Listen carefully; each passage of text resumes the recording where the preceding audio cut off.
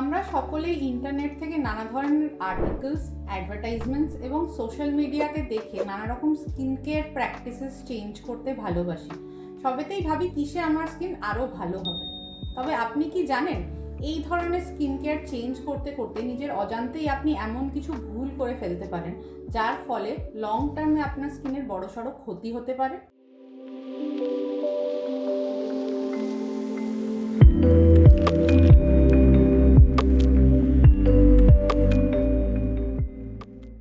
Hello, আমি doctor Debatri Dutta এবং আজকে আমরা ডিসকাস করব 4টি common mistakes in skin care যার ফলে আপনার স্কিনের ক্ষতি হতে পারে। স্টেরয়েড বেসড ক্রিম ফেসের জন্য ইউজ করা আজকালকার দিনে এটি একটি বড় প্রবলেম হয়ে দাঁড়িয়েছে। বিভিন্ন ধরনের ফেয়ারনেস ক্রিম যাতে স্টেরয়েড আছে তা মার্কেটে অ্যাভেলেবল, এবং তাছাড়া কখনো কখনো ডক্টররাও আপনাদের স্কিনের সমস্যার জন্য কিছু স্টেরয়েড বেসড ক্রিম লাগাতে দিয়ে থাকেন। তবে তারা ইউজুয়ালি একটি টাইম বাউন্ড করে দেন যে এই টাইমের বেশি আপনি এই ক্রিমটি লাগাবেন না।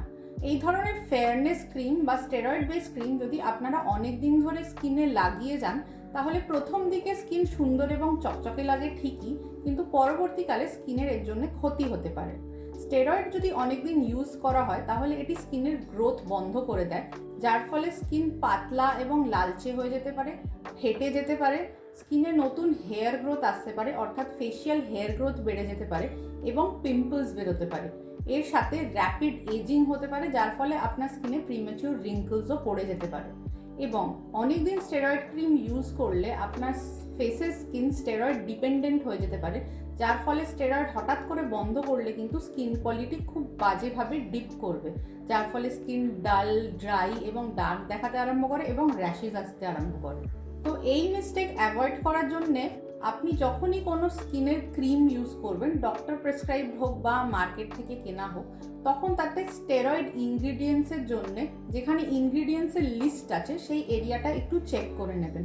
স্পেসিফিক্যালি এই নামগুলির জন্য চোখ রাখবেন: ফ্লুওসিনোলোন, মোমেটাজোন, ক্লোবেটাজল এবং বিটামিথাজোন। এই ধরনের স্টেরয়েড বেস ক্রিম ডক্টরের পরামর্শ ছাড়া নিজের থেকে স্কিনে অ্যাপ্লাই করবেন না। আরেকটি কমন প্রবলেম হচ্ছে স্কিন কেয়ারে অ্যাক্টিভস ইউজ করা নিয়ে। অ্যাক্টিভস জিনিসটা কি?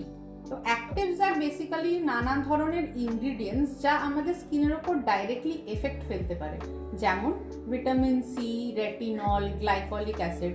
আপনারা নানা ধরনের অ্যাডভার্টাইজমেন্ট বা সোশ্যাল মিডিয়াতে দেখে থাকবেন যে এইগুলি কন্টেনিং সিরামস, টোনার্স, এসেন্সেস, ক্রিমস, বিভিন্ন ধরনের জিনিস আজকাল বাজারে অ্যাভেলেবেল হয়েছে। তবে অ্যাক্টিভস ইউজ করার আগে সবসময় জেনে নেওয়া উচিত যে আপনার স্কিনে সেই অ্যাক্টিভ কী ধরনের এফেক্ট ফেলতে পারে এবং সেই ধরনের অ্যাক্টিভ ইউজ করার আগে আপনার স্কিন কেয়ারে কী কী মডিফিকেশন আনা দরকার। যদি এটি ফলো না করেন তাহলে কিন্তু অ্যাক্টিভস আপনাকে রেজাল্ট দেওয়ার বদলে আপনার স্কিনের ক্ষতি করতে পারে। এইগুলি যেহেতু স্কিনের ওপর ডাইরেক্টলি এফেক্ট ফেলতে পারে, বেশ স্ট্রং হয়, সেই জন্য এগুলি ইউজ করলে স্কিনের ড্রাইনেস, রাফনেস, রেডনেস আসতে পারে, স্কিন ইভেন বার্নও হয়ে যেতে পারে। আপনি যে রেজাল্টের আশা করে অ্যাক্টিভটি ইউজ করছেন সেই রেজাল্ট তো আপনি পাবেনই না, উল্টে আপনার স্কিনের ব্যারিয়ার, যেটি আপনার স্কিনকে বাইরের এনভায়রনমেন্টাল ইনসাল্ট থেকে প্রোটেক্ট করে, তার লং টার্ম ক্ষতি হতে পারে। এবং ভুলভালভাবে অ্যাক্টিভস ইউজ করলে আপনার স্কিনে পিগমেন্টারি ডিস্টারবেন্সেস হতে পারে, অর্থাৎ যেখানে আপনি অ্যাক্টিভটি ইউজ করেছেন সেখানকার স্কিনের কালার পরিবর্তন হয়ে সাদা, কালো বা বাদামি হয়ে যেতে পারে, যেটি কিন্তু পরবর্তীকালে ট্রিটমেন্ট করা বেশ ডিফিকাল্ট হয়ে দাঁড়ায়। যে কোনো ধরনের অ্যাক্টিভ ইউজ করার আগে নিজের স্কিন কেয়ার অবশ্যই ঠিক করবেন।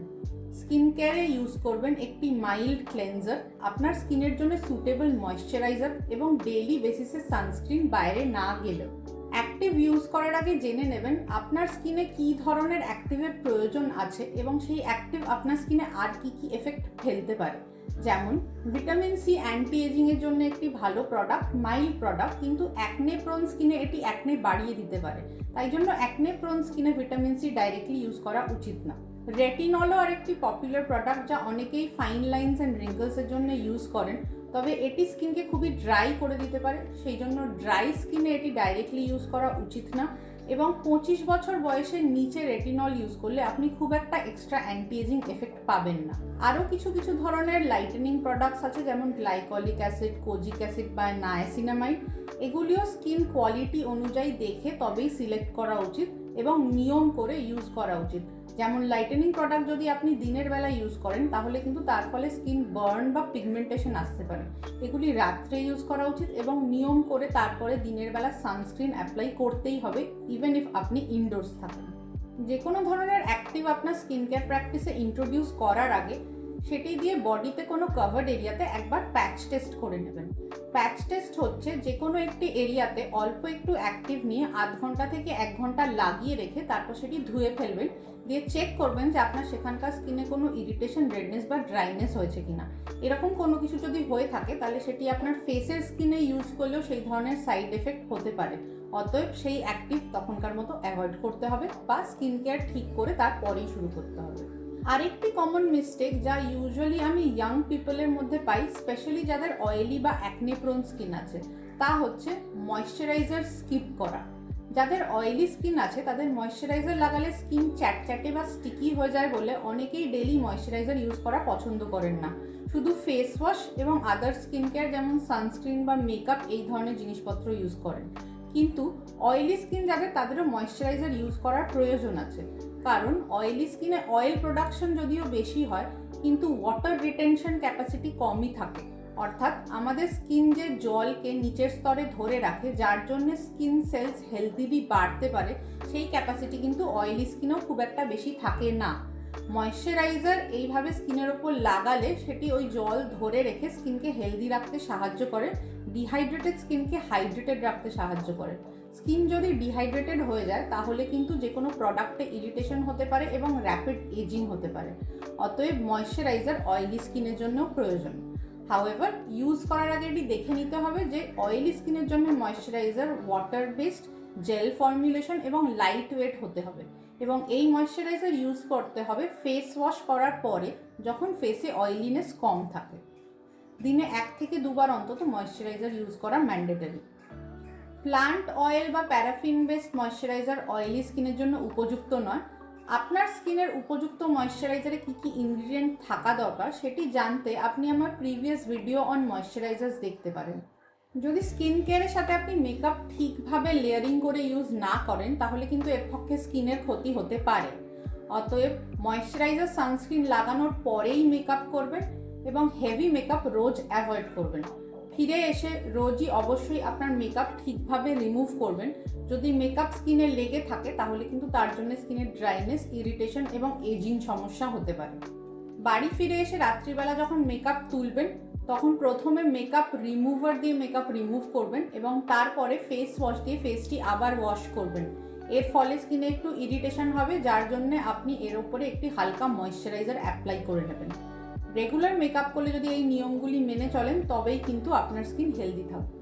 আশা করি এই ভিডিওটি দেখার পর আপনারা এই ধরনের মিস্টেকস অ্যাভয়েড করে নিজের স্কিনকে আরও ভালো করে তুলতে পারবেন। এরকম ধরনের আরও ভিডিও দেখার জন্য আমার চ্যানেলে চোখ রাখুন।